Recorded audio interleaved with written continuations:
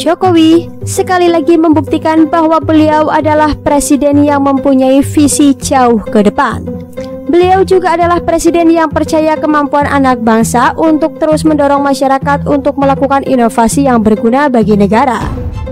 CPO yang sekian lama merupakan produk ekspor dan membuat minyak bunga matahari yang dihasilkan oleh negara-negara Eropa kalah bersaing, kini telah dapat dimanfaatkan sendiri dan diubah menjadi bahan bakar kendaraan.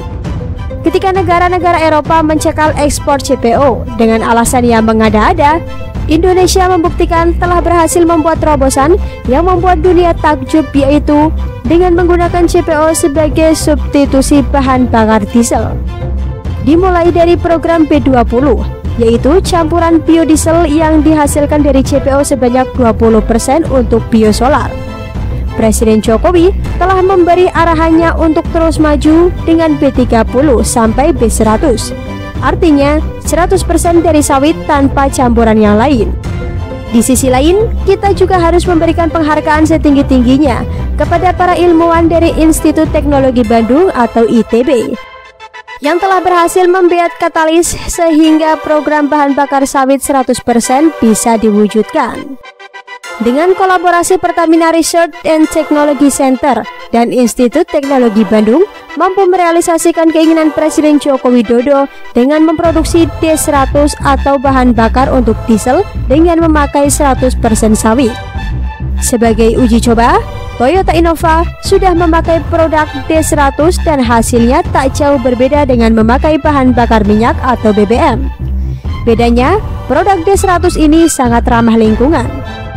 Saat ini, Indonesia telah berhasil melaksanakan program B20 yang merupakan campuran solar dan 20% biodiesel. Selanjutnya, Presiden bergerak menuju penggunaan B30. Presiden Jokowi optimis penggunaan biodiesel ini akan lebih banyak pada masa mendatang. Tapi kita bisa lebih dari itu. Kita bisa membuat B100, ujar Jokowi dalam beberapa kesempatan.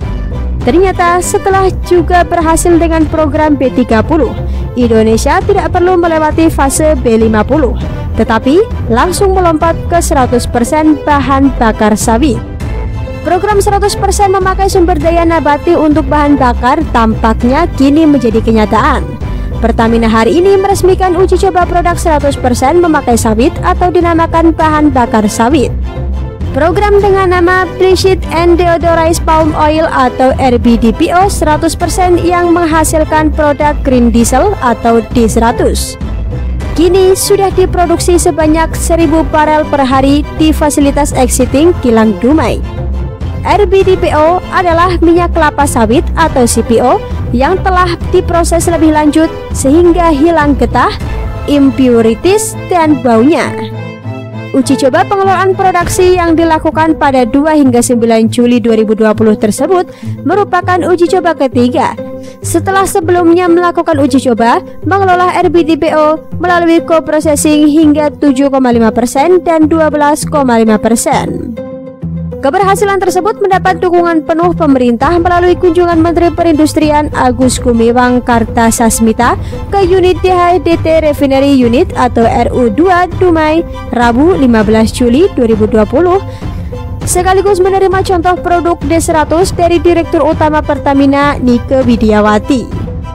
Seluruh jajaran Pertamina dan komisaris, direksi sampai kepala pekerja di level terbawah di Kilang Dumai telah membuktikan bahwa dengan bekerja keras, penuh semangat dalam kebersamaan, mereka berhasil membuat Indonesia bangga. Mungkin di saat seperti sekarang, ketika harga minyak internasional masih di level murah, keuntungan dari keberhasilan ini tidak begitu terasa dampak ekonominya.